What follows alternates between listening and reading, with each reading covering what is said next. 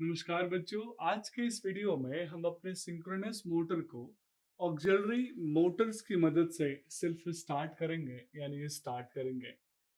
बच्चों, synchronous motor self start नहीं होता, लेकिन इमोशनली मुझे ऐसा लगता है कि उसको सेल्फ स्टार्ट होना चाहिए। लेकिन कंस्ट्रक्शन वाइज या फिर उसके अपने कुछ लिमिटेशंस है जिसकी वजह से वो सेल्फ स्टार्ट नहीं होता। तो आइए हम ऑक्सिलरी मोटर्स की मदद से उसको स्टार्ट करते हैं। अब ऑक्सिलरी मोटर में हमारे पास दो ऑप्शंस है। पहला है pony motor, small induction motor जिसको हम पोनी मोटर के नाम से जानते हैं।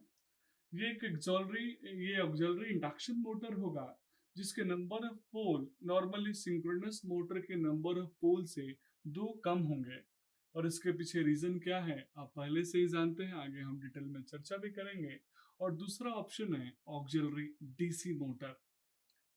बच्चों, अगर हमारे पास डीसी सप्लाई अवेलेबल है तो डीसी मोटर को हम यूज कर सकते हैं। बहुत सारे इसमें कंस्ट्रेंट्स और कंफ्यूजन्स क्रिएट होता है कि ऑक्सिलरी मोटर या डीसी मोटर को हमने एक बार अगर यूज करके स्टार्ट कर दिया तो उसके बाद उस मोटर का क्या क्या वो मोटर डीकपल्ड हो जाएगा या फिर उसके रोटर के शाफ्ट के साथ कपल्ड ही रहेगा।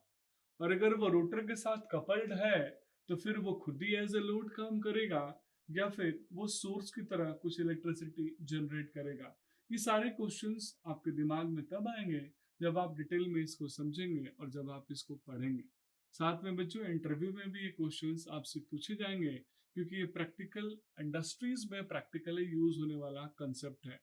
तो आइए सबसे पहले हम समझते हैं अपने बेसिक कंसेप्ट्स में कि कैसे हम ऑक्सिलरी मोटर को यानी इंडक्शन मोटर को स्टार्ट करके अपने जो हमारे पास ट्रेडिशनल सिंक्रोनस मोटर है उस मोटर को हम स्टार्ट कर रहे हैं। तो बच्चों, आपको याद होगा कि हमने बेसिक कंसेप्ट में समझा था कि कैसे जो दो एथलीट की स्टोरी में है कि दोनों एथलीट एक दूसरे के साथ दौड़ना तो चाह रहे थे कि दोनों एक दूसरे के साथ फ्रेंडली रेस कंप्लीट करें।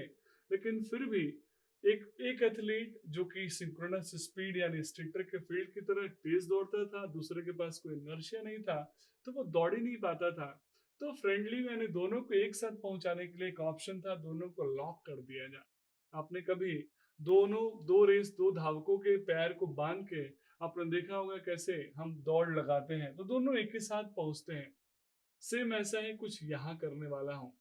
मैं अपने सिंक्रोनस मोटर के शाफ्ट से अपने ऑक्सिलरी पोनी इंडक्शन मोटर के शाफ्ट को कपल्ड करने वाला हूँ। जैसे ही बच्चों मैं कपलिंग करूंगा उस कंडीशन में अब मेरे पास इंडक्शन मोटर सेल्फ स्टार्ट है। तो मैं अपने इंडक्शन मोटर को सेल्फ स्टार्ट करूंगा यानी जैसे उसको थ्री फेज से सप्लाई दूंगा वो स्टार्ट हो जाएगा यानी रोटेट करने लगेगा। जब मेरा इंडक्शन मोटर रोटेट कर रहा होगा उस कंडीशन में मुझे अपने सिंक्रोनस मोटर को सप्लाई देने की जरूरत नहीं है।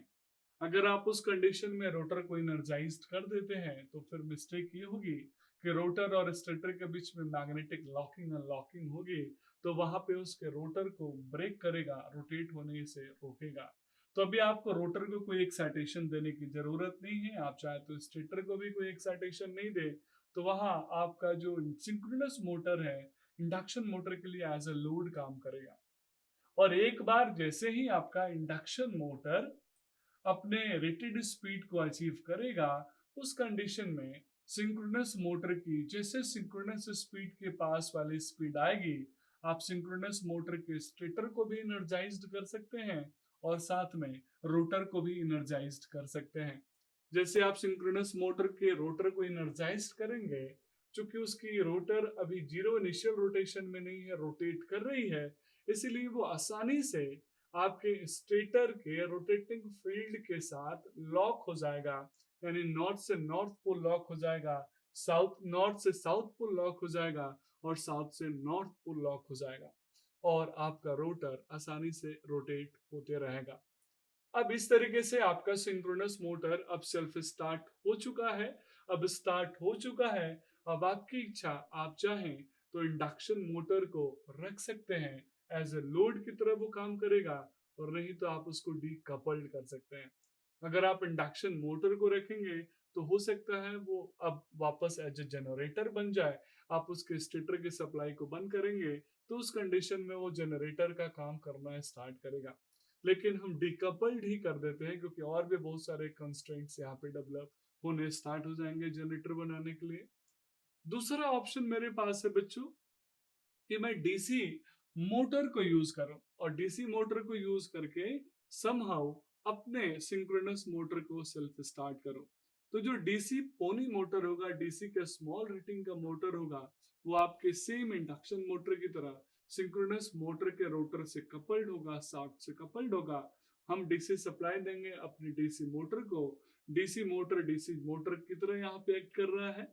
जैसे इनपुट वो इलेक्ट्रिकल एनर्जी ले रहा है, आउटपुट मैकेनिकल एनर्जी देगा, रोटेट करेगा, और जब वो रोटेट करेगा तो उसके साथ से कपल्ड सिंक्रोनस मोटर भी रोटेट करेगा। ध्यान दीजिएगा, अभी इस कंडीशन में मुझे अपने रोटर को एनर्जाइज्ड करने की जरूरत नहीं है। एक बार मेरा रोटर का स्पीड अचीव हो गया सिंक्रोनस स्पीड के बराबर, तो मैं अपने स्टेटर के साथ साथ रोटर को भी एनर्जाइज्ड कर दूंगा।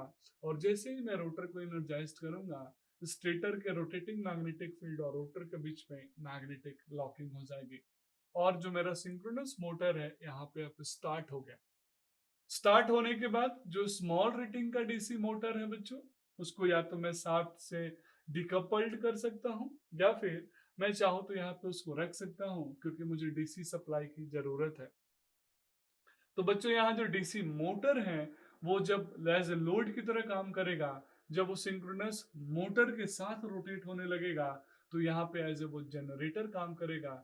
मैं उसके सप्लाई को डिकपल कर दूंगा, और अब जो वो बिजली बनाएगा उस बिजली को मैं अपने सिंक्रोनस मोटर के रोटर के साथ कनेक्ट कर दूंगा, और मेरा सिंक्रोनस मोटर का रोटर उससे एनर्जी लेते रहेगा।